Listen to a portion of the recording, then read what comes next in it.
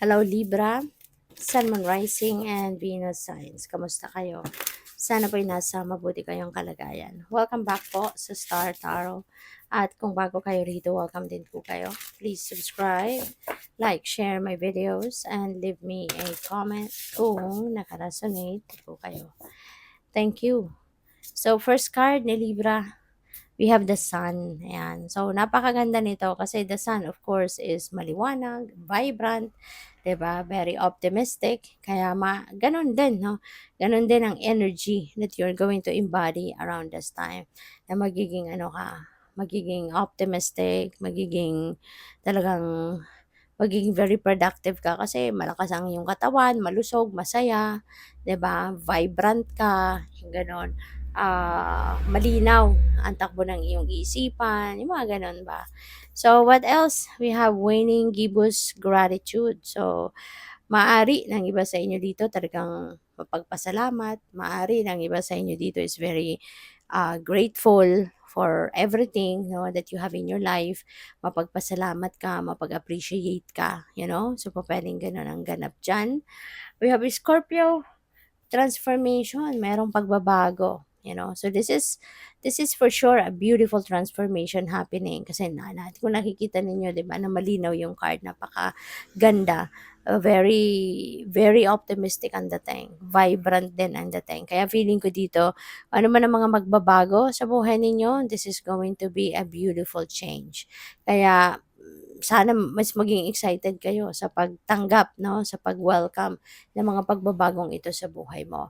So, puwedeng ikaw mismo, idea mo 'to, no, na you want to change something in your life or pupuwedeng yung transformation na 'to could be, um, pagbabago na ibang tao, no, it will be coming from your outside world na pagbabago and, it will have a, impact, no, sa buhay mo. So, pupuwedeng gano'n din ang ganap. But, yeah, mas maganda na lang na regardless, no, kung ikaw man ang gagawa nito or ibang tao, let's just welcome it, let's just embrace it, and savor na lang ninyo kung anong mga pagbabagong ito. Kasi 'di ba kapag may pagbabago, when there is change, exciting, 'di ba? Kasi binibigyan ka ng universe ng bagong pagkakataon, 'di ba? Para na ma-experience mo yung bagong sitwasyon sa buhay. Kaya good luck sa'yo. So, by the way, maraming salamat for subscribing. And if you haven't subscribed yet, subscribe na kayo. And also, maraming salamat din for not skipping the ads. Malaking bagay po yan sa akin. And also, please click the join button sa baba ng video kung gusto po ninyo na mag-join kayo sa membership. So, next card po ninyo, quieting the mind. Ayan, Libra. So, ito yung kailangan din ng iba sa inyo sa ngayon na you need to quiet your mind. You need to put yourself into stillness muna.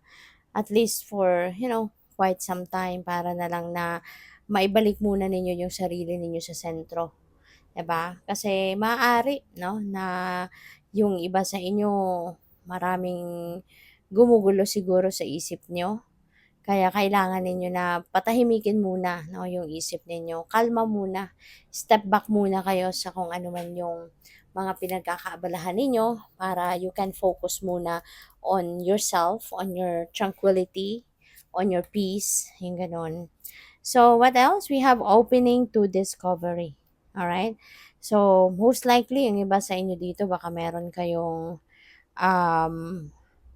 meron dito something that you need to find out, you know, pupuwedeng impormasyon ito, pupuwedeng katotohanan na madidiskubre ninyo or pupuwedeng, knowledge. Maaaring ang iba sa inyo baka gustong mag-aral, baka ang iba sa inyo babalik sa school for formal schooling at, baka gusto ninyo na mag-aral ng totally different doon sa linya ninyo, sa dati na ninyong inaral, sa dati na ninyong course, parang gano'n. So, you want to learn something new. You want to expand your knowledge. You want to learn different things. Parang you're up for pag-explore, no, ng mga bagong sitwasyon, bagong pagdidiscover ng mga bagong impormasyon, ganyan, no? So, good luck. So, we have beautiful uncaging. Ayan. So, para naman ano pipick up ko dito para 'to sa iba na siguro single kayo, 'no, you're still single and, siguro for the longest time nagkaroon din kayo dito ng, um, maaaring nagkaroon kayo rito ng galing kayo sa paghihiwalay, 'no, parang nagkaroon ng lamat ang relasyon, nagkahiwalay, mga ganyan. And siguro for the longest time, parang, pinili ninyo na mapag-isa lang. Alam mo 'yun?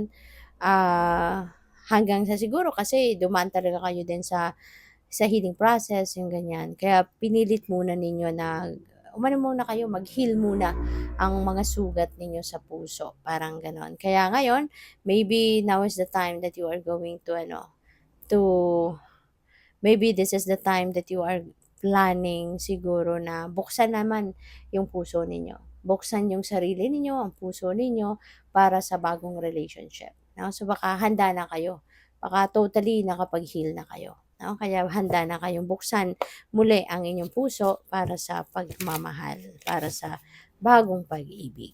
No? So tingnan natin kung ano pa ang ganap dito for Libra. So we have the faith, accepting help and guidance. So this is good, no? Kasi maganda, no? Doon sa mga tao na marunong tumanggap ng tulong, sa mga tao na marunong tumanggap ng gabay, no, from other people, maganda 'yon. Kasi ibig sabihin nito na alam mo 'yon, life will be easier for you. Kasi mas na ang tawag dito, magkakaroon ka din ng makakarinig ka ng ibang perspective ng iba, 'di ba? Matutulungan ka ng iba kasi you're willing, you're open, 'di ba, to accepting help, to accepting guidance. So, kung may problema ka man, mas mabilis mong masosolusyunan kasi hindi lang ikaw, 'no, yung mag-iisip ng pupuwedeng solusyon sa problema mo kasi you're also willing to listen to other people's advice, 'no?